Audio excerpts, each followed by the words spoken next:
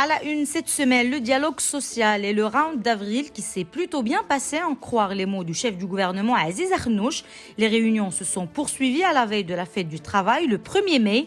Un dialogue avec les syndicats qui tiennent aux engagements pris dans l'accord du 30 avril, notamment l'augmentation des salaires pour moins de pression sur les ménages marocains. Pour le patronat, les discussions ont porté sur 2 points essentiels, la promulgation du Code du travail et de la loi sur la grève, 2 chantiers prévus dans le dit accord mais qui tardent à voir le jour.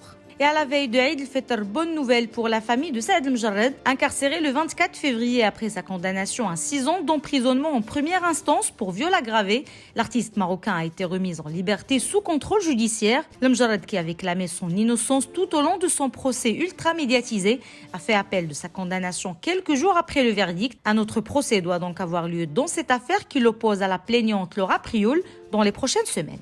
Le contexte économique défavorable se poursuit au Maroc. Selon le HCP, le taux d'inflation annuel s'était accéléré à 8,2% en mars dernier, comparé au même mois de l'année précédente, en raison notamment de la hausse de 16,1% de l'indice des produits alimentaires et de 3% de celui des produits non alimentaires. Direction le Soudan, où la fin du mois sacré de Ramadan est marquée par de violents affrontements entre les 2 généraux aux commandes du pays.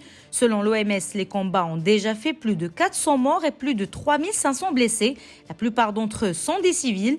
Les appels au cessez-le-feu pour l'Eid el-Fitr ont été ignorés alors que des milliers de Soudanais fuient la violence dans le Tchad voisin. Et on termine par le Yémen, où une bousculade mortelle a causé la mort d'au moins 85 personnes. C'était lors d'une distribution d'argent dans la capitale du pays, lui aussi touché par la guerre et qui connaît surtout l'une des pires crises humanitaires du monde. Les autorités ont attribué ce drame à un excès de monde dans une rue étroite. Des centaines de personnes s'étaient rassemblées dans une école pour recevoir une aide d'environ $8 qui était distribuée par un commerçant. Plus d'informations sur lebrief.ma.